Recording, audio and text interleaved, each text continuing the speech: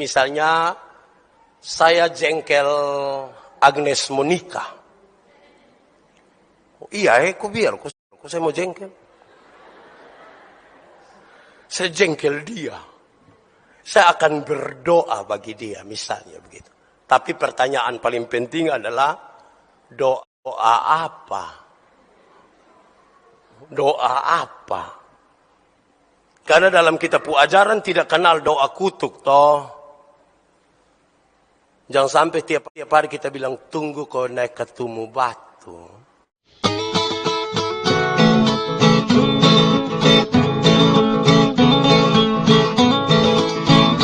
Kita baca bagian ini.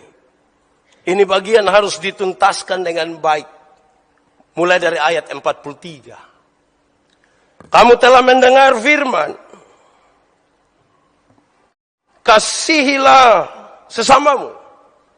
Dan bencilah musuhmu. Oh, itu mengerikan. Saya coba periksa Alkitab, saya coba periksa banyak bahan, dan saya temukan yang dimaksud itu ada pada Imamat pasal 19 ayat 18. Walaupun tidak secara langsung dia katakan begitu, tapi konteksnya kita dapat. Dan ini menjadi sebuah kritikan besar bagi Yesus untuk orang-orang Yahudi. Kenapa? Karena ternyata sesama manusia yang dimaksudkan dalam konteks imamat ialah yang sama-sama orang Israel. Kalau orang Israel baku marah tidak boleh, karena kamu satu bangsa, jangan marah. Tapi kalau kamu marah orang lain, boleh. Konteksnya di situ. Apakah firman ini salah? Tidak. Beberapa ahli Taurat melihat bahwa ada sebuah perjalanan tradisi dan ajaran Yesus yang seolah-olah bertentangan. Tapi Yesus menegaskan itu. Sekali-kali tidak. Saya datang bukan untuk menghilangkan hukum Taurat. Tidak akan ada satu nokta pun yang dihilangkan. Tetapi saya datang untuk menyempurnakannya. Bagaimana penyempurnaan itu datang? Kamu telah mendengar firman, kasihilah sesamamu, tapi bencilah musuhmu. Apa maksudnya? Kalau kita bandingkan itu dengan Ulangan pasal 7. Ada perintah Tuhan untuk bunuh kasmati orang-orang Kanaan. Apakah ini kemudian menjadi sebuah pertentangan? Yesus bilang tidak. Kenapa? Kalau kita baca Ulangan pasal 7 ayat 4. Yang Yesus maksudkan supaya menegaskannya dengan kuat, yaitu supaya orang-orang itu jangan menggoda engkau, mengganggu engkau untuk tidak percaya kepada Tuhan.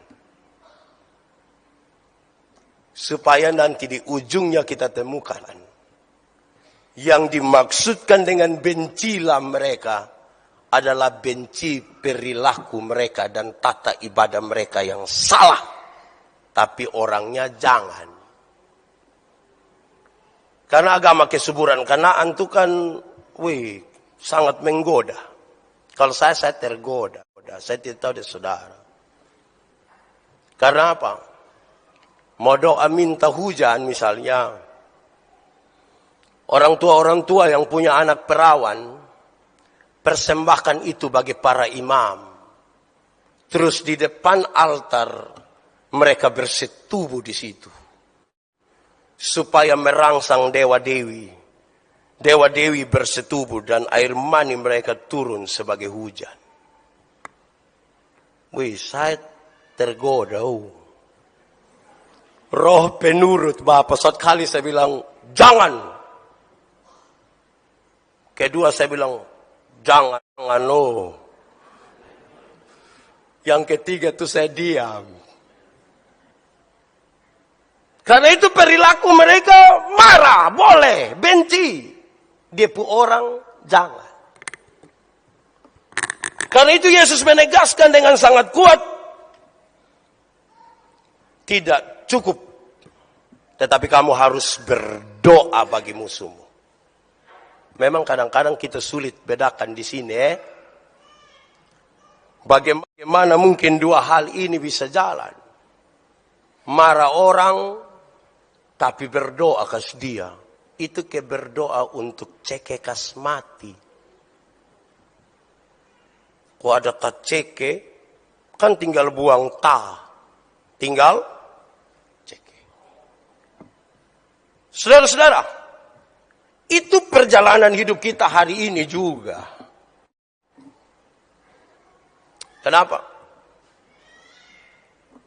Marah orang pusifat satu susah. Butuh kita belajar menghargai diri dulu. Kalau kita tahu bahwa kita ada salah. Karena kalau saya marah Pak Abineno, karena Pak Abineno tukang tipu. Saya marah beliau punya tipu, bukan marah bab tua pu orang. Tidak marah Pak Abineno, marah bab tua pun tipu.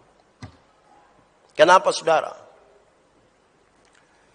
Paulus bilang begini, untuk menegur kesalahanmu, aku tidak harus menjadi musuhmu. Karena itu dengan kasih, saya akan bilang kepada Pak Abineno, kakak, saya tidak suka kalau kakak menipu. Kasih itu. Jangan sampai bab tua baru sampai kita bilang, lu pi mana kalau ibet?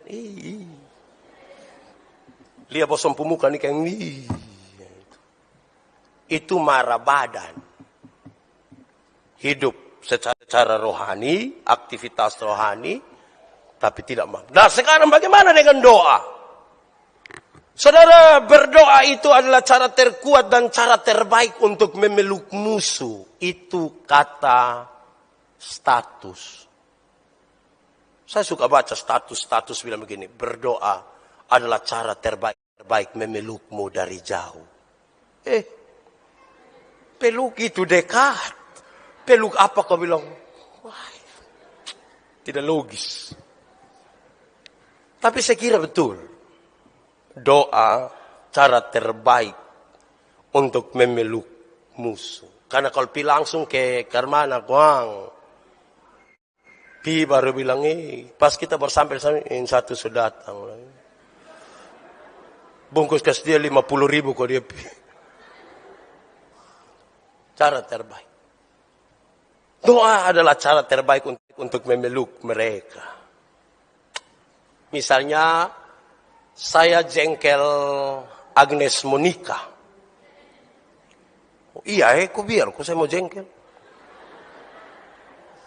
Saya jengkel dia. Saya akan berdoa bagi dia, misalnya begitu. Tapi pertanyaan paling penting adalah, doa apa? Doa apa? Karena dalam kitab ajaran tidak kenal doa kutuk toh. Jangan sampai tiap hari kita bilang tunggu kau naik ke tumu batu. Orang tua dulu bilang naik karena butku bambu dulu baru. Jadi kita tiap hari hanya tunggu kapan dia celaka. Pas dia pun celaka kita bilang itu. Iya toh. Su bilang.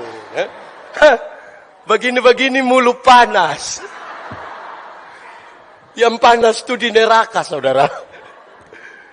Jadi kita ini kayak apa, kuang? Yesus bilang berdoalah bagi musuhmu. Tapi bukan doa untuk ceke. Berdoa supaya dia jadi baik. Nanti sebentar saya akan bicara. Karena kasih akan menolong kita sampai kepada pengampunan. Di situ baru akan ada perdamaian. Kalau tidak bisa. Kita pun tubuh sepertinya berdamai, tapi pikiran dan perasaan tidak berdamai. Kau lihat dan tak cek.